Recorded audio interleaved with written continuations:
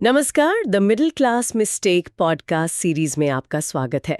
हम चर्चा कर रहे हैं संचित तकसीली की किताब द ट्रूथ अबाउट इन्वेस्टिंग पर। आज हम एक बहुत ही आम निवेशक की सोच पर बात करेंगे, मतलब एक ऐसी गलती जो कई लोग करते हैं, हमेशा सबसे अच्छी स्कीम की तलाश। आपने भी सुना होगा, बढ़िया सी स्कीम बताओ लेकिन बेस्ट चाहिए। इसे एक छोटी सी कहानी से समझते हैं। मान लीजिए एक निवेशक है अमित। उन्होंने पिछले साल के top performing take boom fund का चार्ट देखा, 80% का रिटर्न।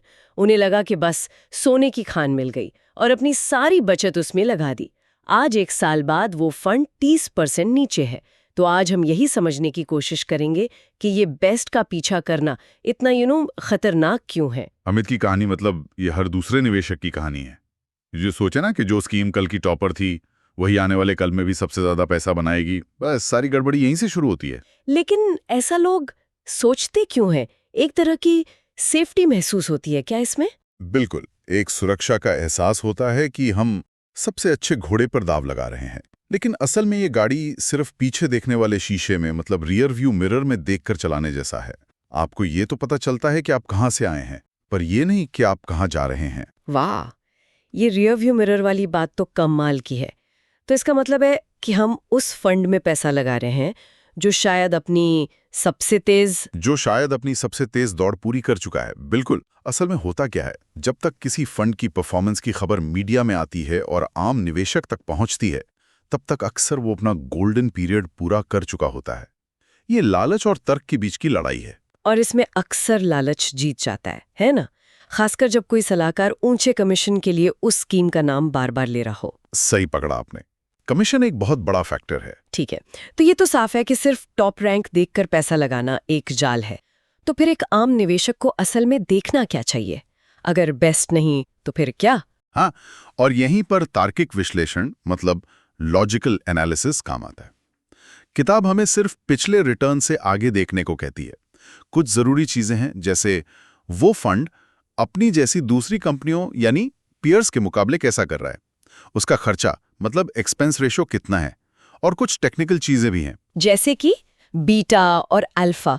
ये मैंने सुना है, पर ये सुनने में बड़े टेक्निकल लगते हैं। आम निवेशक के लिए इसका क्या मतलब है? इसे सरल भाषा में समझते हैं। बीटा ये बताता है कि एक फंड पूरे बाजार के उतार चढ़ाव के मुकाबले कितना ज्यादा या कम अस्थिर है। अगर बीटा 1 से ज्यादा है तो फंड बाजार से ज्यादा ऊपर नीचे होगा। अच्छा, मतलब ज्यादा रिस्की होगा। हाँ, कह सकते हैं। और अल्फा ये दिखाता है कि फंड मैनेजर ने अपनी सूझबूझ से बाजार से कितना ज्यादा रिटर्न कमा कर दिया है। ये सिर्फ नंबर नहीं है, ये फंड की डीएनए को समझने के तरीके हैं। ये बताते हैं कि रिटर्न सिर्फ किस्मत से आया है या मैनेजर की काबिलियत से। ये दिलचस्प है, लेकिन एक सवाल मेरे मन में आ रहा है, क्या पिछले प्रदर्शन को पूरी तरह से नजरअंदाज कर देना चाहिए? आखिर इससे फंड मैनेजर की काबिलियत का कुछ तो अंदाजा लगता ही होगा। बहुत अच्छा सवाल है। नहीं, उसे पूरी तरह नजरअंदाज नहीं करना है। पिछला प्रदर्शन पहेली का एक टुकड़ा है, लेकिन वो पूरी पहेली नहीं है। हमें ये देखना चाहिए कि परफॉर्मेंस कितनी टिकाऊ है, कितनी कंसिस्टेंट है। टिकाऊ मतलब यहीं पर रोलिंग रिटर्न्स जैसी चीज काम आती है। वो ये दिखाती है कि अलग अलग समय सीमा में फंड ने लगातार कैसा प्रदर्शन किया है, ना कि सिर्फ एक साल में धमाका कर दिया। हमें यह सवाल पूछना चाहिए कि पिछली योजनाओं के शानदार प्रदर्शन का असली कारण क्या था?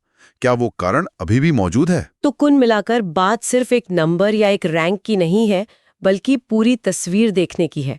सिर्फ बेस्ट के टैग के पीछे भागना एक महंगा सौदा साबित हो सकता है। बिल्कुल। और यहीं पर सोचने के लिए एक दिलचस्प बात सामने आती है। शायद हमें ये पूछना ही बंद कर देना चाहिए कि सबसे अच्छी स्कीम कौन सी है।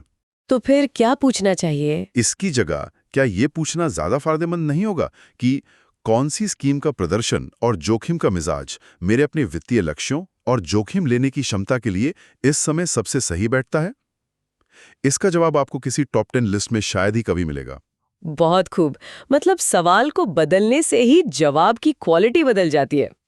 चलिए, इसी विचार के साथ आज की चर्चा को यहीं रोकते हैं। अगली बार हम एक और मजेदार मिथक पर बात करेंगे। बड़ा रिस्की है, उसने बताया था। क्या बाजार का जोखिम सच में उतना ही बड़ा है जितना सुनी सुनाई कहानियों में लगता है? जानने के लिए हमारे साथ बने रहिएगा। जय गुरुदेव।